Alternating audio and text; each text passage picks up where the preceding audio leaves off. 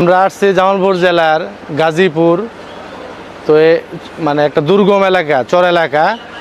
এটাকে এই গ্রামের নাম হলো কাফাস হাটিয়া।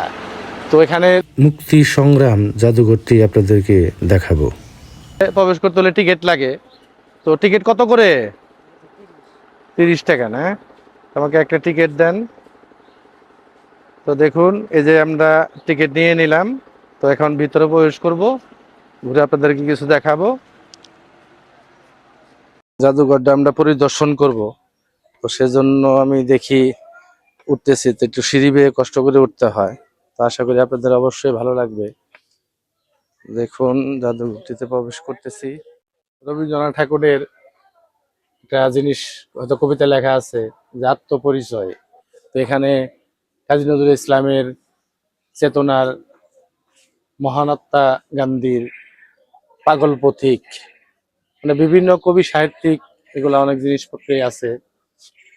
আবার এখানে জামালপুরের গান্ধী আশ্রম প্রাঙ্গণ, এটারও একটা ছবি দেওয়া আছে।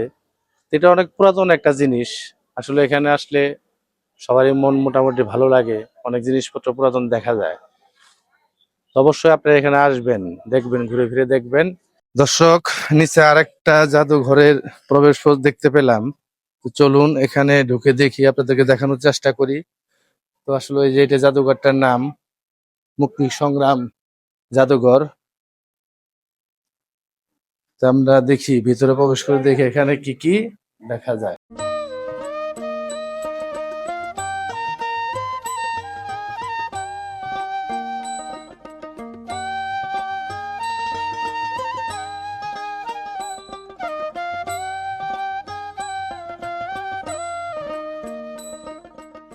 নবাব সিরাজউদ্দৌলার কিছু কাহিনী দেওয়া আছে। তো অনেক জিনিসই আছে এখানে, অনেক পুরাতন পুরাতন জিনিস। এরকম একটা দুর্গম চর এলাকায়, এটা গাজীপুর, মানে চর এলাকার ভিতরে এরকম একটা সুন্দর জাদুঘর করছে। মানে এখানের আশেপাশের মানুষ যেন এসে ইতিহাস সম্বন্ধে জানে, যারা যেন ছোট ছোট বাচ্চারা, এই প্রজন্মের যারা না জানে তারা যেন শিখতে পারে। সেজন্য এখানেও কিছু শহীদদের ছবি দেওয়া আছে।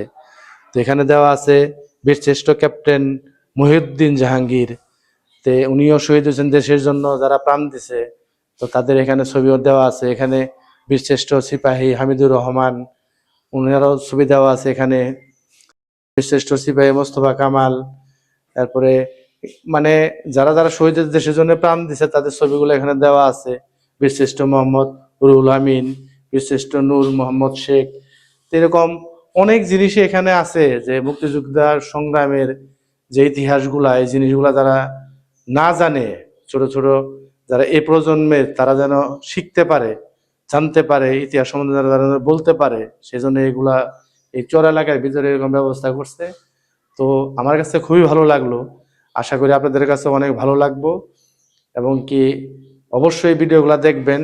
কারণ এই ভিডিওগুলা দেখলে ইতিহাসের কথা মনে পড়ে, আমাদের জন্মভূমি, মানে অনেক ত্যাগের বিনিময়ে যে দেশ স্বাধীন হয়েছে, এই কথাগুলো মনে পড়ে। তো আশা করি ভিডিওটা আপনারা অবশ্যই দেখবেন। আর ভালো থাকবেন। ধন্যবাদ।